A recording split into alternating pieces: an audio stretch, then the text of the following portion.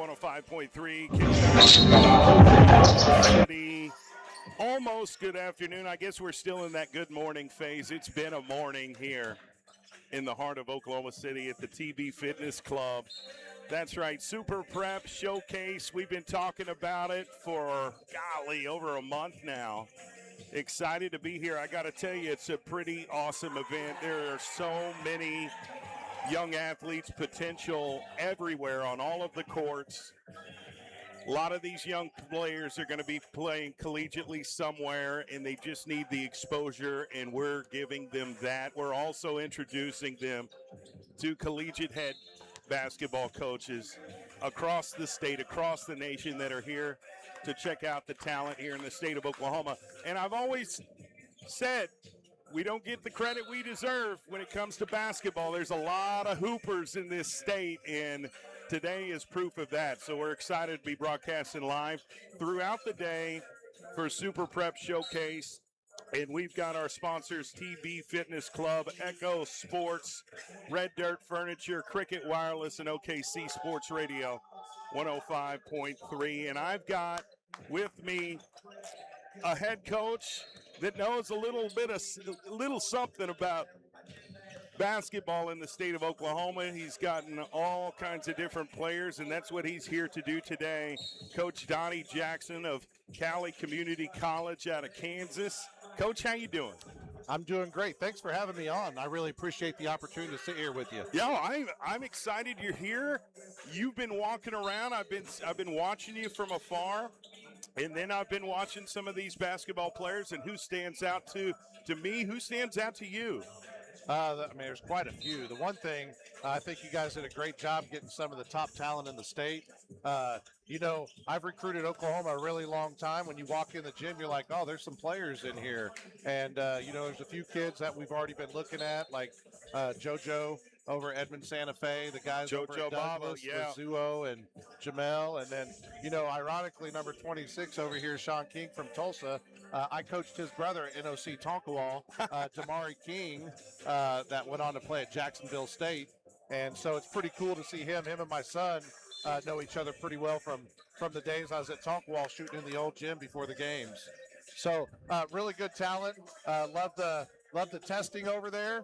I think that part's cool, doing the vertical and the sprints and getting some measurements and things like that. And that's the kind of stuff I like. Well, before I start to ask you about what you look for in college basketball players, talk to me about Cali Community College and your men's basketball program. How long have you been the head coach at that institution?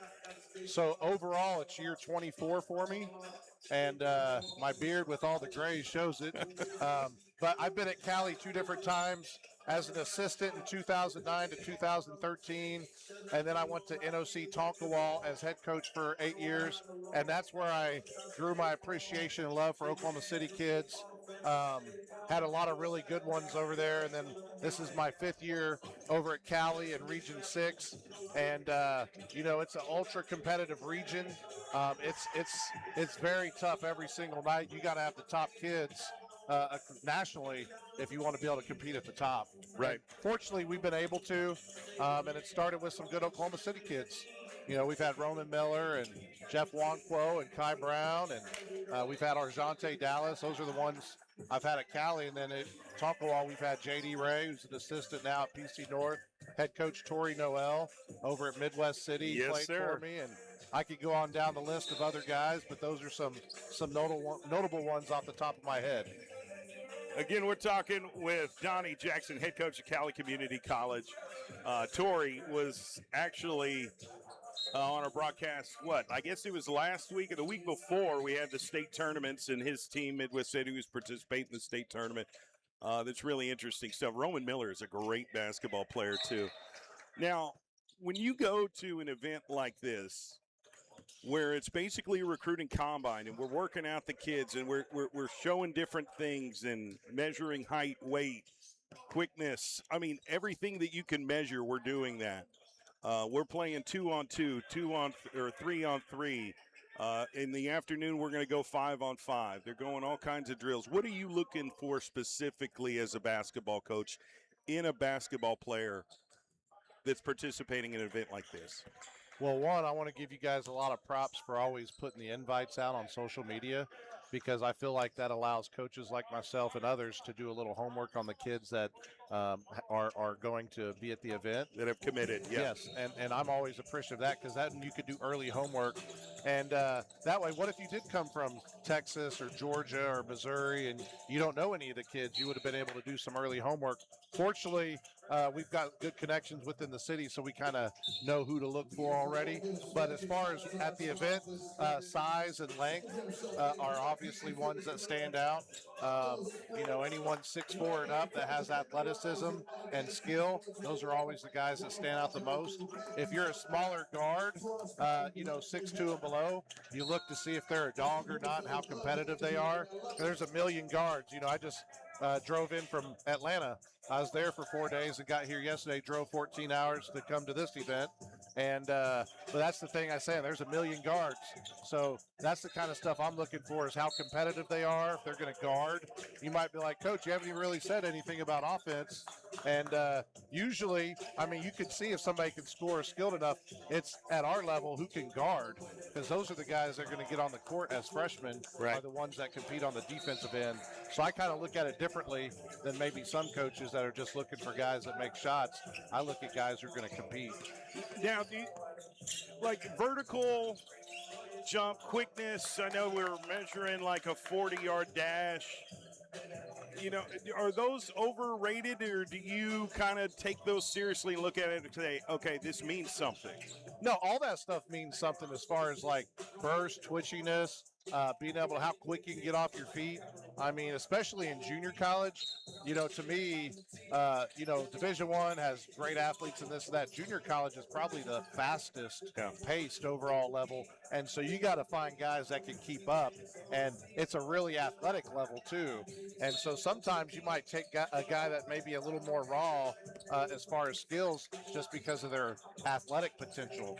And so that's kind of what I look for, is, maybe the 6'4", 6'5" guy that's a tweener, that's looking to build onto his perimeter skill, and maybe was, in high school, a lot of times guys that size might have to play center, and in college they're probably going to be more on the wing. So you kind of look at the upside, athletic upside. And so, yeah, all that stuff does matter. To answer your question, is you definitely want guys that can get up off the ground and move their feet laterally side to side, things like that. Yeah, and I want to get your perspective on players like, I'm going to use Jamel Morris out of Douglas High School as an example, where I think he can play guard at the next level, but he was one of the bigger players on that Douglas team, so he played more of the 4, sometimes even the 5, just because he was the bigger guy on the team. But when you get to college, those guys are typically, there's more size there. And so how do you kind of judge players like that played more of the post out of necessity for the team, but have the ability to kind of play, a 2 or a 3? Well, that kind of gets back to what I was saying, because you kind of brought up the point, played undersized. Same way with JoJo. Right. There's not a lot of size over there. But, my style, the way I like to play, I'd rather have a bunch of 6'4" to 6'6" guys that maybe played a little out of position. You could switch everything defensively. Right. Versatility. Yes. And that's the name of the game to me, is how many things guys can do at our level in high school. You said it best. They get stuck playing just because somebody has to guard a post. But in college, what if you have 5 6'4", 6'5" guys?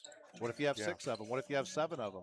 Then you're going to be pretty good, because you got guys that can block shots. You got guys that can get deflections. You got guys that can play above the rim.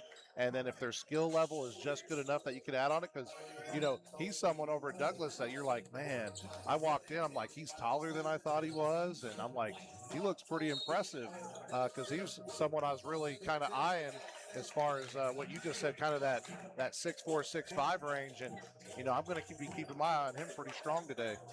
Yeah. Now, talk to me more about Cali Community College. That's what you would consider a JUCO, correct? Yeah. We're a 2-year school. And so can you offer a kid that's about to graduate next month, He could come play for you 2 years and then enroll in a 4-year school as a freshman. Is that No. that is not true? That's not a thing. It was proposed and talked about. Okay. But you know how social media rules the world? Right. And sometimes that can be misperceived that, yeah, they were talking about it and everybody was wanting to do it, but it hasn't happened. Okay. I do believe at some point they'll do a blanket 5-year. Don't quote me on that, but if there was something I think that could happen, I think that would be the more realistic possibility than just having 2 free years. But we can have them for 1 or 2 years. Some guys come for 1, they get what they want out of it and move on, and some guys need a little more development. Right. But no matter what, for a freshman to come into Region 6 in Kansas, you got to be pretty special to get on the court right away, and or have a standout skill that can kind of get you on there where you can, get your opportunities. But it's sometimes it's really hard to play as a freshman. Well, and I'm glad you clarified that, because I think that is one of the biggest misconceptions about college basketball. It's like, oh, well, I'll go to a JUCO. I haven't quite hit the growth spurt that I expected to, and I'm going to go play 2 years at JUCO and then enroll as a freshman. You can't do that. It's a great idea, but it's not happening. What's funny is everywhere I go, no matter what city, someone asks me that on every trip. I believe it. And I completely understand why. You said it best. It's a great concept, but it's null and void right now. Gotcha. Really good stuff. So you're going to be here all day. Are you more fascinated with kind of in this 2-on-2, 3-on-3 stuff, the drills? Compare that to kind of the 5-on-5 stuff you see that you're going to see this afternoon, because they may know, a lot of these kids may know each other personally, but they haven't always played together, and then you get into a 5-on-5 situation where you haven't practiced with your 4 other teammates. Nobody really knows each other like that. How do you kind of look at that, and what's more important to you? Well, I like the 2-on-2 and 3-on-3 stuff personally because it's more controlled. The coaches kind of have an idea of what they're trying to do in the drill. And as a basketball junkie, that's the stuff I kind of, get excited about. The 5-on-5 is fine, but by the time you get to the 5-on-5, I feel like if you're doing your due diligence and you're really paying attention and watching, there'll be a few guys that stand out to you and you'll just kind of zero in on them. And then sometimes, there'll be somebody you're like, oh, man, they're better in 5-on-5 than they are in drill work, because there's plenty of gamers out there that would rather just play the games and are hoopers than get through the drills. Right. So you got to kind of keep that in perspective sometimes too, because sometimes the gamers are the best players, but as coaches they frustrate you because you're like, man, I wish they like the drills more. That's just part of it. Each year you get older, and you learn a little more things about kids. You just kind of have a little more patience sometimes when you're coaching them and work through some of those things and try to get their mindsets to change and shift in a different direction. Now, you mentioned you drove all the way to Atlanta. How many of these type of events do you typically go to in the off season? As far as like structured events, probably 3 or 4. We usually go to one in Chicago, go to one in Atlanta. If there's one down here, we'll go maybe one in Kansas or Missouri. But my hot spots have been OKC and Atlanta. That's where I've had the most luck, and guys that have moved on and played Division I. So I focus on those areas. Other coaches may focus more, but we are a junior college. We're not a budget that just can be endless and where you can exhaust tons of money. So I try to get as much bang for my buck, and when you come to things like this, you can see a lot of kids. You just hope that the player list is good enough for you to go and spend your time and money at. Well, we're talking with Donnie Jackson, Cali Community College in Kansas, and Coach, you've got a former player playing at Oklahoma at OU, right? Yeah, Jeff Wanquo from PC North. He had actually went to Tulane to play football first, and as a wide receiver, and football wasn't for him. He came and transferred that semester. His first semester at Cali, he had some bone chips in his knee, and he had to sit out 6 to 8 weeks, whatever it was. and he had a good second semester and earned a scholarship offer to Marist. And I talked him out of that, and I told him I thought he could be a first-team All-American Player of the Year type. And, it took me a few weeks to convince him of that. But when he believed that, he was all in, and he came back the next year, and guess what? He's Player of the Year in our league and first-team All-American. Wow. He had offers from LSU and Arkansas and OU and go on down the list. So I think that's a pretty cool story for kids that wasn't his first year out of high school. It wasn't his second year out of high school. It was his third year out of high school. And that's how long it took for him to develop to get to that point. But that's what I try to sell kids at events like this, or that you're recruiting that aren't quite ready, is that, sometimes your journey's a little longer and sometimes it's not. You just got to keep sticking with it. That's right. And most of these kids out here, I'm not going to lie, they need to hit the weights. Yeah. There's a lot of guys way too skinny. Right. And, you got to kind of forecast potential and things like that. But that's what we're a junior college. We're not getting top of the top every year. Sometimes you do. But you got to find a way to find the guys that have the right mindset to work hard and to develop on the things they need to develop at. Yeah. Number one thing you're looking at is more defense than anything. Oh, me, but I'm a defensive coach. So, yeah. Again, you do have to have offensive skill, but definitely look for the guys that have high motors on the defensive end. Those are my favorite players and always have been. You can win a lot of games on the defensive side, and at the end of the year, as you know, the games they're not as high scoring. Right. So you got to have guys that can get half court stops. Right. Well, I'm watching Sweet 16 basketball. Yes, at Michigan State, UConn. Those guys are just defensive nightmares, constant pressure. It's an art, really. I mean, it's just as much of an art form as it is offensively. We get lost in the Vince Carter tomahawk jams, but you can get just as enamored watching defensive on-ball pressure, shot blockers, rim protectors. It's a beautiful game, this basketball. No, it is. And then tournament's been really fun to watch. Been some really good games. But, speaking to your point, look at Iowa. They're going to run that shot clock deep down. Right. Do you have guys that can stay engaged on the defensive end to keep guarding that stuff? And all the little middle third ball screens? They said yes. Yeah. And so they're trying to limit possessions, and they're getting 25 seconds deep into the shot clock.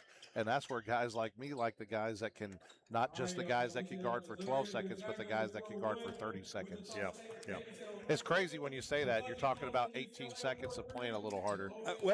But it adds up. It does. I mean, you have so many possessions and a lot of these differences, especially with this NCAA tournament. I just broadcasted the NAIA National Championship game last week. I mean, the margin of error is so small. And out of all the possessions in a game, it comes down to one or two. Well, I always tell our guys at the beginning of the year, is probably going to be 60 mistakes, mental, whatever it is, within a game. You forget a play, you do this, you do that, you don't get back in a gap. Step out of bounds. Yeah. By the end of the year, it needs to be about 15 to 18. And that's less than, one full half. And so that's what I feel like it has to get to if you're going to be a real contender. We've been to national for the last 7 years, and it's always going to come down to one or two possessions that wins the game. Donnie Jackson, ladies and gentlemen, head coach of Cali Community College in Kansas. Thank you for coming and recruiting our guys. We really feel like, Oklahoma as a state, as a whole, doesn't quite get the credit we deserve with a lot of these basketball players. And we appreciate you coming in here and recruiting our boys, and I hope you get a few of them. No, I appreciate that. And again, thanks for the opportunity to be on here. When I was asked, I was like, man, that's really cool. A lot of people know me around here from recruiting Oklahoma, so I'm really thankful that you guys gave me the opportunity to spend time with you guys. Absolutely.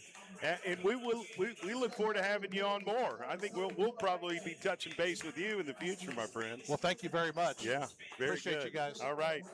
We're here live at Super Prep Showcase, sponsored by TB Fitness Club, Echo Sports, Red Dirt Furniture.